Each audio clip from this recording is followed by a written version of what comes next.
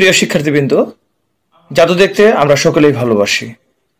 আমরা আজকে বিজ্ঞানের নতুন কিছু জাদু দেখব। আমাদের হাতের কাছে পাওয়া যায় এবং সাশ্রয়ী মূল্যে পাওয়া যায় এমন কিছু জিনিস দিয়ে আমরা বিজ্ঞানের কিছু পরীক্ষা করব। তো চলো বন্ধুরা, শুরু করা যাক আমাদের আজকের এই পরীক্ষা। শিক্ষা বাংলা টিভি, শিক্ষা ও বিনোদন। প্রথমে আমরা দেখব লিটমাস পেপার ছাড়া কিভাবে আমরা অ্যাসিড ক্ষার নির্ণয় করব, অর্থাৎ কোন ফলে অ্যাসিড আছে এবং কোন বস্তুতে ক্ষার আছে সেটি কিভাবে পরীক্ষা করব। এই পরীক্ষাটি করার জন্য উপকরণ হিসেবে আমরা নিতে পারি জবা ফুল, লেবু, সেই সাথে ক্ষার হিসেবে নিতে পারি আমরা চুনের পানিকে। এগুলো অনেকটা সাশ্রয়ী। এবার একটি সাদা কাগজে জবা ফুলের যে পাপড়িগুলো রয়েছে সেই পাপড়িগুলোকে আমরা ঘষব এবং এই পেপারটি হবে আমাদের লিটমাস পেপার। এবার জবা ফুলে ঘষার পর আমরা দেখব যে কালারটি অনেকটা লালচে বর্ণ রয়েছে, ধারণ করেছে। এবার আমরা সেখানে অ্যাসিড হিসেবে আমরা লেবুর রস দিব এবং সেই সাথে লেবু না দিয়ে অন্য কোনো ফলের রস আমরা চেক করতে পারি। এক্ষেত্রে আমরা দেখব যে এই লিটমাস পেপারটি, অর্থাৎ আমাদের বানানো যে লিটমাস পেপার, সেটি আরও লাল হয়েছে। এবার আমরা চুনের পানি প্রয়োগ করব। আমরা দেখতে পাচ্ছি যে চুনের পানি দেওয়ার সাথে সাথে কালার পরিবর্তন হয়েছে এবং সেটি কিছুটা নীলচে বর্ণ ধারণ করেছে।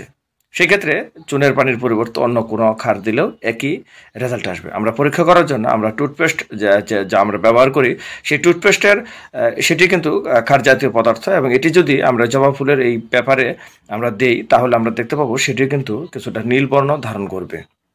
আমরা অ্যাসিড হিসেবে আরেকটি ফল আমরা তেঁতুল রস তৈরি করলাম এবং সেই ক্ষেত্রে এটি যদি আমরা জবা ফুলের সেই কাগজে দিই তাহলে কিন্তু আবার দেখব সে লালচে বর্ণ ধারণ করেছে। অর্থাৎ আমরা জানি যে অ্যাসিড এবং ক্ষারের যে কিছু বৈশিষ্ট্য রয়েছে, লাল লিটমাসকে নীল বা নীল লিটমাসকে লাল, সেটি আমরা কিন্তু দেখতে পাবো। এবার আমরা আমাদের দ্বিতীয় পরীক্ষাটি শুরু করব। আমরা ফলের ভিতরে যে অ্যাসিড পেয়েছি সেই অ্যাসিডের সাথে ধাতব কার্বনেট যৌগের বিক্রিয়ায় যে গ্যাস উৎপন্ন হয় সেই পরীক্ষাটি আমরা এখন করব।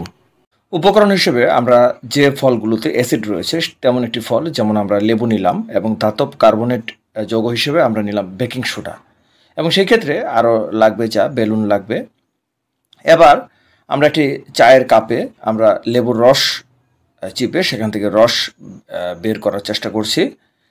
আমাদের মনে রাখতে হবে যে আমাদের লেবুর রসের সাথে আমাদের যে বেকিং পাউডারের মিশ্রণ হবে সেটির পরিমাণ যত বেশি হবে আমাদের গ্যাসের পরিমাণ তত বেশি হবে এবং আমাদের বেলুনটি তত বেশি ফুলবে।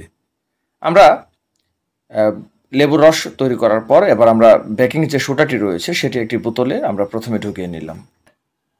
এবার লেবুর রসটিকে সেই যে আমাদের বোতল রয়েছে, যে বোতলটিতে আমরা আগেই বেকিং সোডা রেখেছিলাম সেটিতে আমরা মিক্সড করলাম এবং মিক্সড করার পর আমরা দেখতে পাচ্ছি যে সেখানে কার্বন ডাইঅক্সাইড গ্যাস নির্গত হচ্ছে এবং এই গ্যাস নির্গত হওয়ার ফলে আমাদের যে বেলুনটি রয়েছে সেই বেলুনটি কিন্তু ফুলে উঠছে।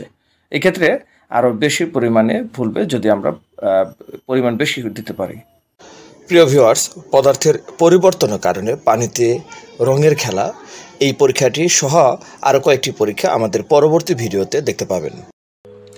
শিক্ষা ও বিনোদনমূলক নতুন নতুন ভিডিও পেতে শিক্ষা বাংলা টিভি চ্যানেলটি সাবস্ক্রাইব করুন এবং পাশে থাকা বেল আইকনে ক্লিক করুন।